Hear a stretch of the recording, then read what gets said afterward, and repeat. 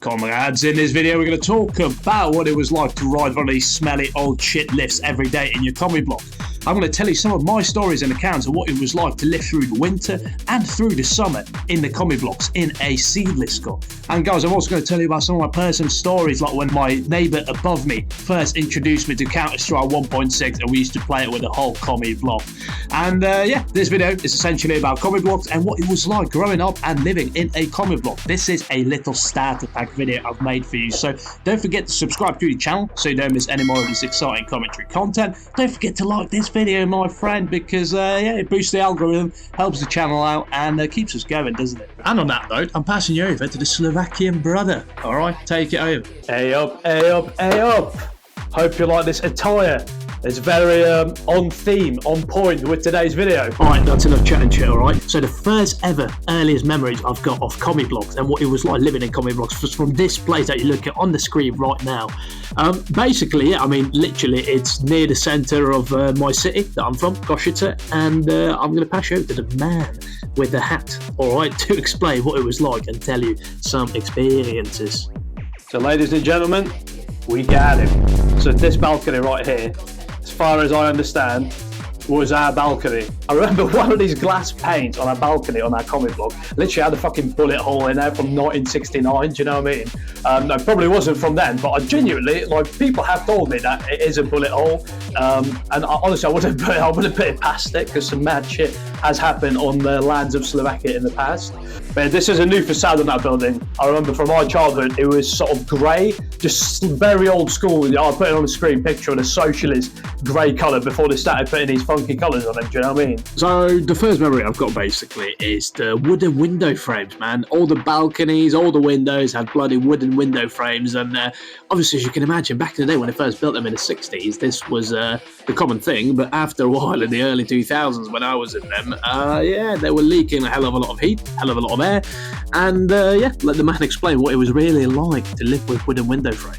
So basically the people that owned the commie blocks most of the time would change out all the windows and doors for, like, you know, these super safety windows and like triple glazing windows and stuff like that in like mid to late 2000s.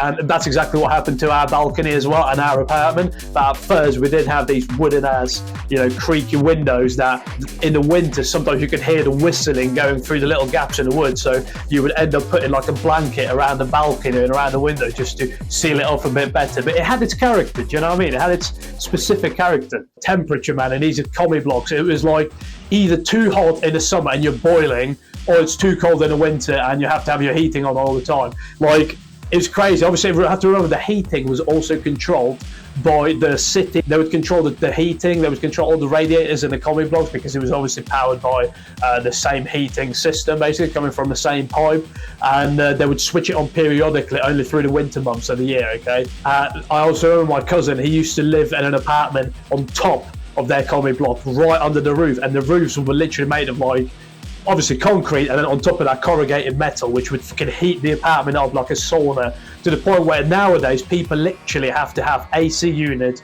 in their commie block apartments in Slovakia because that's how hot it's getting now in the summer. Now look, obviously the space was limited in these commie block flats, as we all know, alright? And living in countries which have brutal, harsh, cold winters and very hot summers, you have to have the gear ready for each weather seasons of the year, okay? And basically they came up with some very smart packaging for storage of stuff in these commie block flats, because they had to, okay? They had no other choice. But anyway, this man will now explain what we had in our one. Really smart packaging design when it comes to storage in a lot of these commie block apartments, right? So I remember in front of our front door, as you walk into our apartment, you open that up, and then there was like a step down into the apartment, and as you were on that front step, when you come through the front door, you had like a massive storage space above head, which is wild in the apartment. And a lot of these had it where you literally had to own a ladder to get to your own storage space because the ceilings in usually the sort of the hallways were very high, so they would hide these storage spaces. It was actually good packaging, man, with these apartments.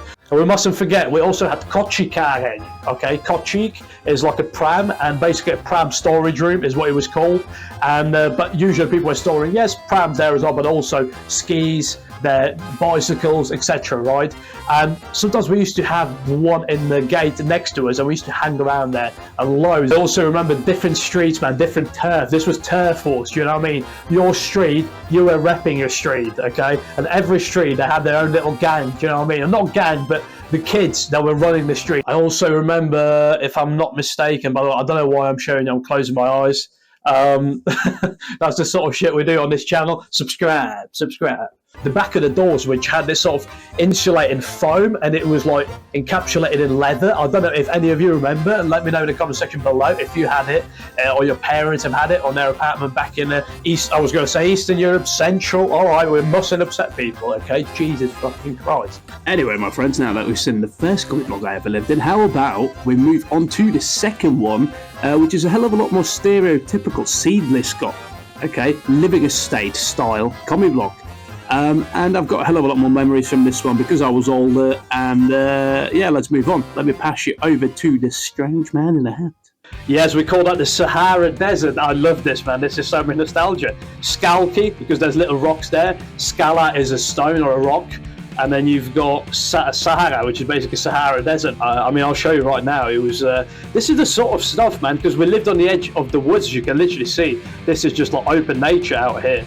So as we lived there, right behind the comic blocks, we had all of this Sahara, as I've said, the rocks, and you had just miles and miles of fields and dirt and open land right behind the comic blocks. We used to sit there on these things that you fucking dust your carpets on. This multicolored sort of look is how they sort of ended up going after a while for some reason. Originally, they were all sort of like this monotone burgundy with white, or they were like grey monotone, but at least they looked the same. After like sort of 2008, 2009, they just went on this mad painting spree for some reason. Fucking Squid Game. On this staircase is where I grew up, man. Sliding down these rails, literally climbing this roof when a football got stuck at the top. Or this neighbour, he was a miserable bastard, by the way. He was a true miserable bastard. Another one that I do remember is like at the end of the comic block we used to live in, there was a corner shop, man, and that corner shop was legendary. The amount of times we spent there, I remember for Gesat Korun, 10 crowns essentially before we switched over to euros. Fucking hell, that went well. Essentially for 50 crowns and for 10 crowns, you can buy so much, man, and it was such little money. It was just like 5 pence. Do you know what I mean? Yeah, it was wild times back in the day, back pre-2008. I remember getting these little shitty plastic drinks from the corner shop, getting all these like different bagels and different things they sold over there, like little pizza things, probably ultra processed bullshit. You know, your cans of Coke and stuff like that, ice creams. We had this period of time where we used to have this massive hill on the back of where we used to live, basically, on one side of the comic block, behind the comic block, right? But you got all the nature there. And we would literally, instead of actually riding the skateboards at first, we would just sit on the skateboard and we were racing, literally, we were doing fucking Crash Nitro Card in real life.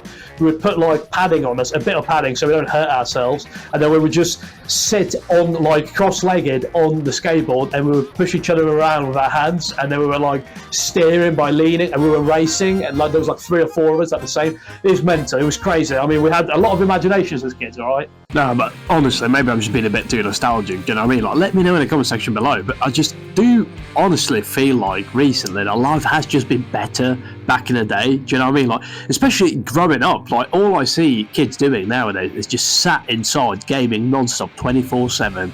They have zero social interactions with one another, and they don't do anything. They have nothing to do anymore, do you know what I mean? Everything is so expensive, they have nothing to do. Whereas when I was growing up, and nowadays they're just all on social media, watching all these TikToks, Instagram reels, all the brain rot bullshit content, do you know what I mean? When I was a kid, like, we would literally just spend so much time outside, like playing hide and seek, playing tag, riding on our bikes, skateboarding, and when it was raining, then we would get together in one of our apartments, and then we would literally play PlayStation 2 games, PlayStation 1 games when we were kids, and we still had social interactions, because, you know what I mean, we played in one bloody place, not fucking online, staring into our phones non-stop. And nowadays we are literally terminally online. No, but in all honesty, I do actually think that it was actually quite good living in a comic block, but because of that social aspect to life, You always got to see people, you always came to contact with people, you always spoke to someone, you always had maybe some sort of connection or some sort of friends within your gate in the comic blogs. Whereas I just feel like nowadays, especially living in the UK where everyone lives in a house and everyone wants to or has their own house, you don't basically have an isolationist society. You know what I mean? Everyone's an isolationist and everyone is out for themselves, and that social aspect is missing in my opinion, which I think the comic blogs maybe still have it to this day. Let me know in the comment section below if you live in a comic blog, if you think they still have that aspect. Yeah, let me know in the comment section below what you think about that.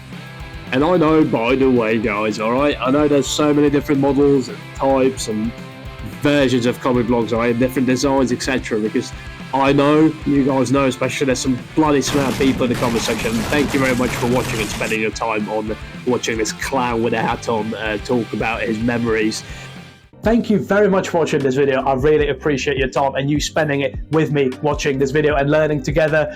It was a lot of fun to make. Like I said, it's so much nostalgia just going back through these experiences and just saying them to you. Also, thank you very much for voting on the channel poll. By the way, I do appreciate that. And as you see, the videos are here that you voted for. Don't forget to subscribe to the channel so you don't miss this next video coming up. And yeah, let me know what you think. Let me know your thoughts in the comment section below. Let's start a conversation. And yeah, I'll see you guys in the next one.